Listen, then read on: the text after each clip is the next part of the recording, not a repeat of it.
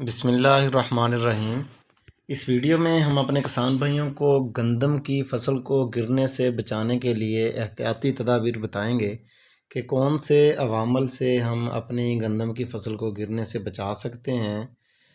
किसान भाइयों, कीमियाई खादें इस्तेमाल करते वक्त हमको बहुत सारी बातों को जहन में रखना चाहिए कि कौन सी खाद कब डालनी है और कौन सा बीज इस्तेमाल करना है। कोशिश करें आप नई और अच्छी वैरायटियों का इंतखाब करें जो बीमारियों से पाक हों।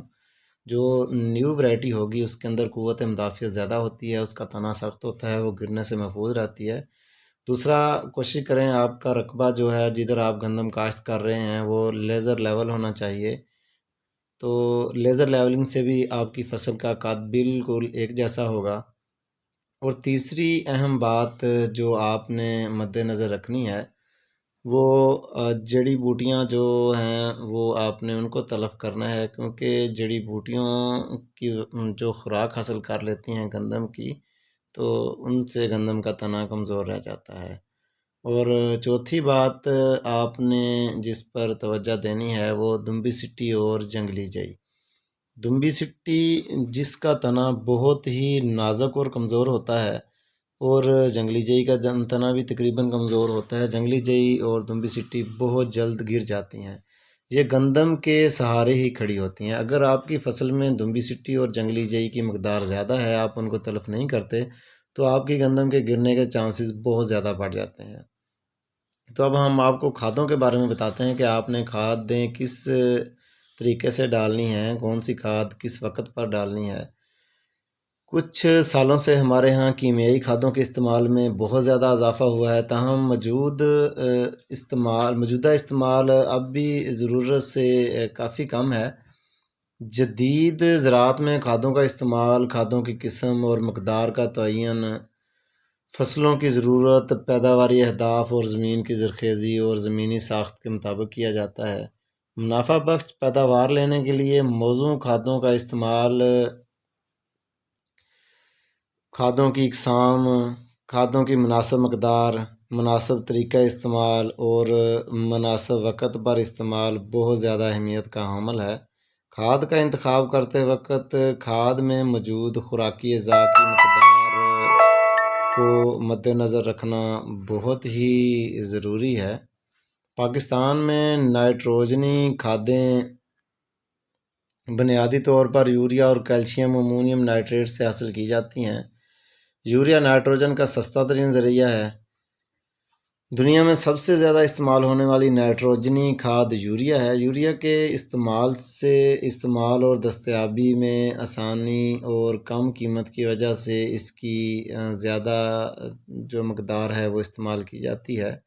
खाद के इंतखाब के बाद इस मकदार जो हम डालते हैं वो बहुत ज़्यादा अहमियत की हामिल है।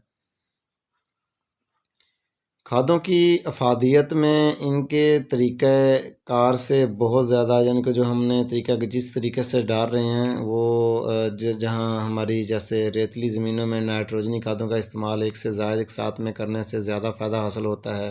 खादों का बर वक्त इस्तेमाल भी खादों की अफादियत बढ़ाने में अहम किरदार अदा करता है। मसलन गंदम और जौ की फसल गोब के बाद नाइट्रोजनी खादों का इस्तेमाल अगर हम ज़्यादा करते हैं तो आपकी फसल गिरने के चांसेस भी बढ़ जाते हैं, और दूसरा देर से पकती है, और खेत में मौजूद मुख्तलिफ़ बीमारियों के हमले का शिकार होने के अलावा ये जो हम पहले भी बता चुके हैं, गिरने का जो है वो चांसेस बहुत ज़्यादा बढ़ जाते हैं। तो कोशिश करें आप अपनी फसल को यूरिया खाद जल्दी डाल लें, गोब की हालत से पहले ही अपनी नाइट्रोजनी खादें मुकम्मल कर लें, और अपनी गंदम को पोटाश जो है उसकी खाद, पोटाश वाली खाद ज़रूरी डालें, जिससे आपका तना सेहतमंद और तगड़ा हो जाएगा।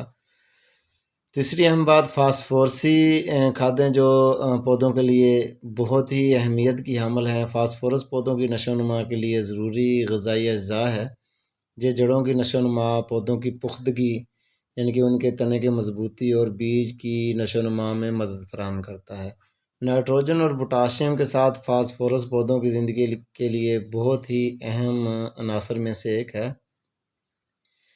मिट्टी की कई वजूहात की बिना पर फास्फोरस से हमारी जो ज़मीन है वो खाली हो जाती है, जिसमें बारिश भी शामिल है। लिहाजा जदीद काश्तकारी फास्फोरस पर मबनी खादों के इस्तेमाल पर इंसार करती है। कोशिश करें आप जब भी डीएपी या फास्फोरस की खाद लें तो बैक्टीरिया वाली खाद लें, जैसे जाफ़र ब्रदर दे रहा है न्यूट्राफुल डीएपी। उसका आपको रिज़ल्ट भी अच्छा मिलेगा, वो आपकी ज़मीन में फ़िक्स भी नहीं होगी। तो उम्मीद है किसान भाई इन मालूमात से बहुत सारा फ़ायदा उठाएंगे और इन पर अमल करके अपनी पैदावार में खातिर खा इजाफ़ा मुमकिन बनाएंगे। खुश रहें और खुश